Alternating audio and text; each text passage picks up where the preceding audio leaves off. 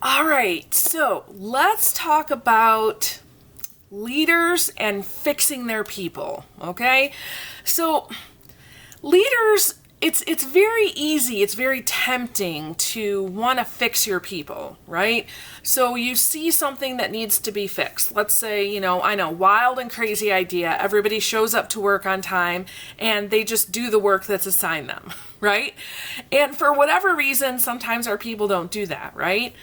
So I have seen time and time again that leaders come in and try to fix their people, right? So come in maybe a little authoritative and demanding and bossy, and we think that that is going to help, don't we?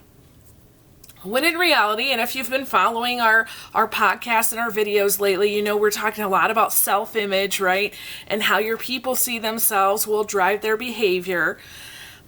It's also how you see them that drives their behavior. And I want to explain that a little bit today. So when you come in kind of hot and heavy, so to speak, you are subconsciously communicating to your people that they're broken. Okay? So if you see something that needs to be fixed, well, why does it need to be fixed? Because it's broken, right? Now, I want to play around with this idea a little bit. So Ralph Waldo Emerson once said, where your focus goes, your energy flows, right? So the thing that you focus on, you're going to get more of.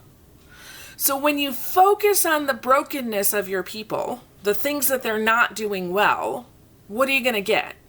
Okay. Now, this could include, not just in the workplace, right? This could also include in ministry, nonprofit world, at home with your kids. This really includes everybody.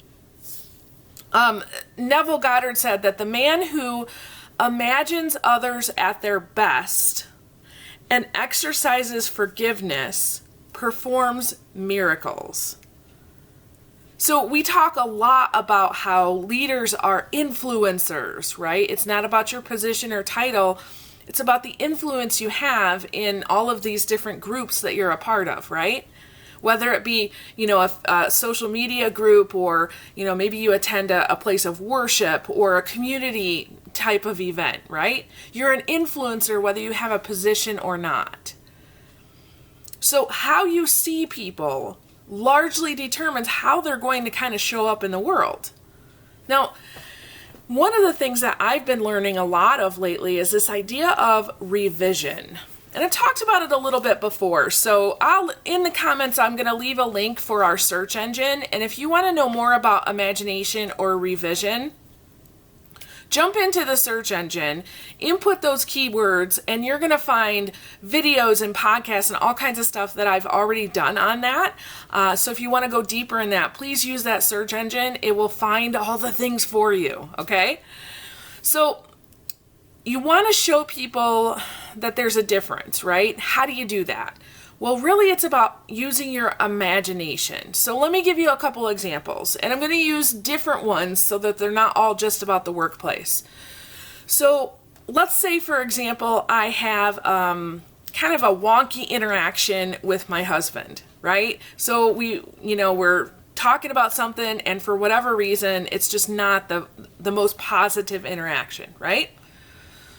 I can go back later and I can say, okay, all right, maybe he didn't show up in that conversation like I wanted him to, right? So first of all, maybe I didn't feel like he listened to me. Now, on a side note, whenever I get to that point, I just kind of pay attention to that, because whatever you expect of another person is usually something that you need to do for yourself. And so if I expect him to listen to me, I need to say, whoa, where am I not listening to myself? Okay? But that's a whole nother podcast episode. So after this interaction, I might take a few minutes and step back and go, okay, wait a minute. Let me use my imagination to think about this scene differently.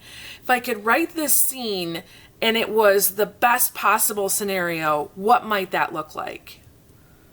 Now, this is very different than going back and running through what happened and, determining, oh, I should have said this, or, oh, he could have done this, right? there's a fine distinction here, because when you're using the practice of revision, you're trying to move forward. You're trying to really create a positive memory of that interaction in your brain, so the next time you have an interaction, things will be different. As opposed to, let's say you have a fight and you get on the phone with your girlfriend and you're talking things through, and your girlfriend's like, oh, he's such a jerk, right? Here you're trying to see that other person in the best light possible. Okay? See the difference? Okay, let me give you an example with the kids. So let's say I have a negative interaction with one of the kids. Let's face it, they're 10, 13, and 15. It's going to happen, right? I can do the same exact thing, right? So maybe my 10-year-old who, let's face it, life is hard sometimes when you're 10, right? Maybe she's mad at me because I told her she couldn't do something, right? So after that, I'm going to imagine what having this interaction with her would be like when she's at her best. Okay? The man who imagines others at their best and exercises forgiveness performs miracles. Okay? This is a whole nother level of thinking and influencing and leading that, quite frankly, most people don't ever know about, and they definitely don't do. Okay? So this is kind of like the insider secret for you, okay? Now, how can you use this in the workplace? Well, let's say a staff member is not performing. So I actually did this on a staff member not too long ago. I wasn't getting the projects returned back to me in a timely fashion, okay? And it was really impacting my ability to move things forward. So I sat down and for several days just took 2 minutes every time I would come upon this thought of, oh, it's not here yet, right? Oh, she didn't get that to me. I would stop and I would take a couple minutes and I would imagine, first of all, the project being on my desk, right? But I would imagine her coming forward and saying, I took extra time to make sure that it was done really well for you, okay? So I imagined her at her best. And wouldn't you know it, when this staff member turned her stuff in, you know what she said? I know it took longer than I told you it would. I know it took a few more days, but I really wanted to make it good for you. Okay? Now, this isn't, hokey, new age, magic kind of stuff. There's a ton of science behind it that I'm not telling you about, okay? So don't just look at it and say, oh, that's Michelle coming up with weird stuff again. No. What happens is when you use your imagination for this, you are creating a new memory about that person. And when you create a new memory about that person, it starts to change your attitude. You subconsciously communicate to that person, you're amazing. I mean, let's think about that for just a second. If I have this interaction with my husband and I think, oh, he's a jerk, right? What you focus on, you get more of. So that's not going to actually make a change, right? If I use my imagination to create a new memory, right, I have a choice there. And so if I choose to focus on the good, guess what? I'm going to have a better attitude, right? Which probably is going to bring a different energy to our interactions, which helps him to come up to his best level. Okay? So I'm just saying that there's different ways of handling issues. And when you come in hot and heavy with people and you kind of are demanding and tell them what to do and how to do it, it's not always taken in the best light, right? But you can use your imagination to create new memories and a new attitude in you. I promise this works. Please, guys, try this. If you need any help with this, first of all, go to the search engine, because I've already given, I know I've done podcast episodes on revision before, so if you just type in revision, all of those will come up. And listen, it's not going to tell you go, listen to September 30th, of last year. It will actually take you directly to where I started talking about revision in that podcast. Okay?